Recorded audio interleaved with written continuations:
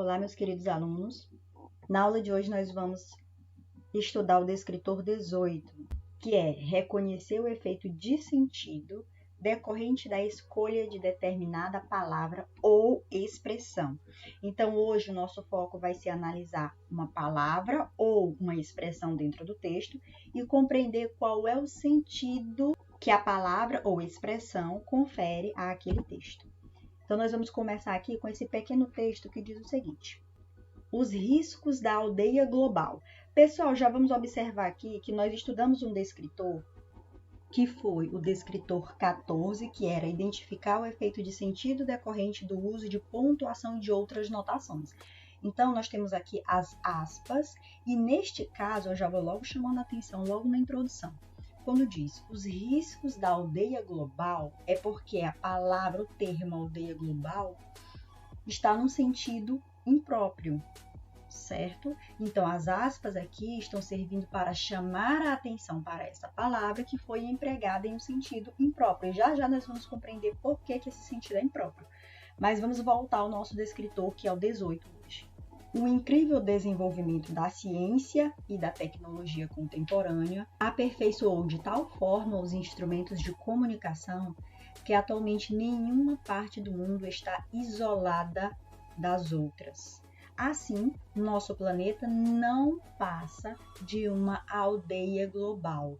No entanto, essa maravilhosa conquista do homem é também uma faca de dois gumes.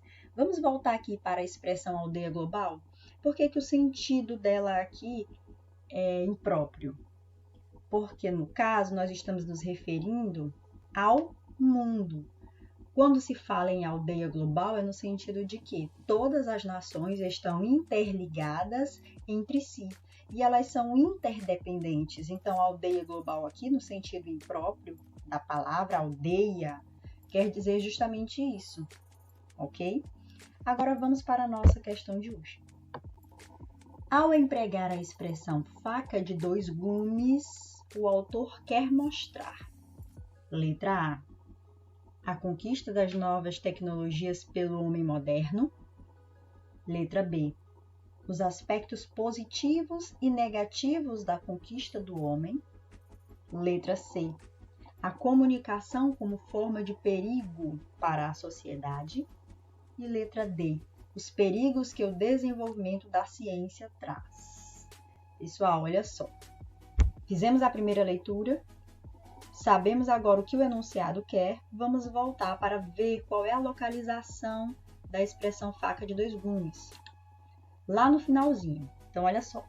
O texto ele inicia falando sobre o desenvolvimento da ciência e da tecnologia que vai aperfeiçoar a comunicação, certo? E diz também que nenhuma parte do mundo é desconectada das outras, ou seja, todas as nações estão interligadas, como eu falei anteriormente. Nós chegamos aqui a esse termo, no entanto, que introduz o segundo parágrafo. Esse termo é uma conjunção adversativa e tem como sentido uma ideia oposta. Então, preste bem atenção. O primeiro parágrafo vai falar maravilhas em relação aos instrumentos de comunicação, né? O segundo parágrafo ele é introduzido por uma conjunção adversativa que dá uma ideia de oposição, de ideia contrária. Então, vamos raciocinar. Se no primeiro parágrafo ele vai dar essa boa informação em relação à comunicação, no segundo parágrafo que se introduz com esse termo, nós vamos ter uma ideia oposta. E aí, esse parágrafo ele foi cortado, né? Ele é só um trechinho dele aí. Diz assim: no entanto, essa maravilhosa conquista do homem é também uma faca de dois gumes. Pessoal, nós só temos uma resposta correta aqui. Letra B.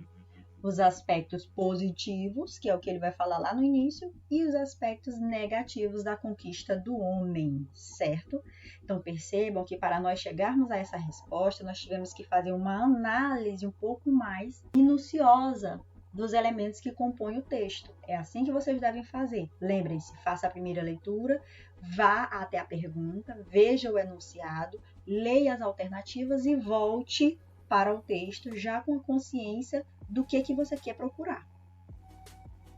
Hoje eu trouxe um segundo texto para nós analisarmos também. Quem solta a voz para anunciar que o Maraca é nosso, sabe o que está dizendo.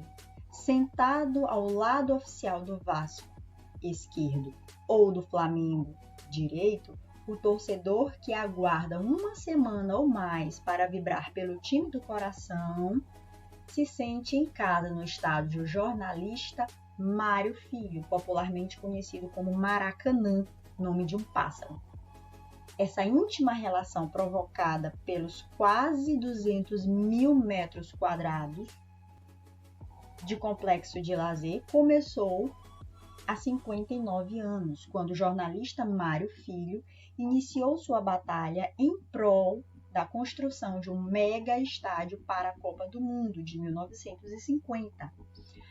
Assim como a linha da história que, por vezes, parece repetir, o Maracanã, inaugurado em estado inacabado para a partida entre jogadores de São Paulo e do Rio, 3-1 para os paulistas, está prestes a respirar novos ares e entrar novamente para a história em 2014, quando o Brasil abrigará a Copa do Mundo. É um texto aí retirado da Tribuna de Minas. No trecho, o Maraca é nosso. O uso da palavra destacada sugere, letra A, aceitação, letra B, intimidade, letra C, obstinação, letra D, propriedade, letra E, respeito. Aqui, pessoal, olha só uma dica. Enquanto você está estudando, você pode sim consultar um dicionário para saber, por exemplo, o significado da palavra obstinação. Obstinação aqui é no sentido de ter um apego excessivo, exagerado, certo? Então vamos voltar lá ao texto para a gente saber o contexto em que o trecho está inserido. Bem no iniciozinho do primeiro parágrafo já aparece a expressão, né? Quem solta a voz para anunciar que o Maraca é nosso, sabe o que está dizendo. E aí eu quero chamar a atenção para esse detalhezinho bem aqui, ó. Às vezes a resposta vem tão clara, mas a gente lê apressadamente e acaba não encontrando essa resposta. Mas olha só, bem aqui, ó. Essa íntima relação provocada pelos quase 200 mil metros quadrados do complexo de lazer. Então, aqui nós temos o sentido do termo Maraca aqui só pode ser um, que no caso é intimidade. Aqui, pessoal, é no mesmo sentido de quando você tem intimidade com uma pessoa, você se sente à vontade o suficiente para chamá-la por um apelido, que é um nome mais curto, não é? Então, por exemplo, se você tem uma amiga que se chama Mariana, às vezes você pode resolver chamá-la de Mari. O Eduardo, às vezes você pode optar por chamá-lo de Edu.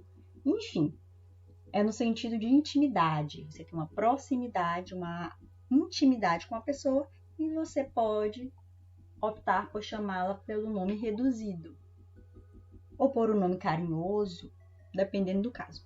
Mas, enfim, trouxe aqui para vocês essa pequena citação, gente.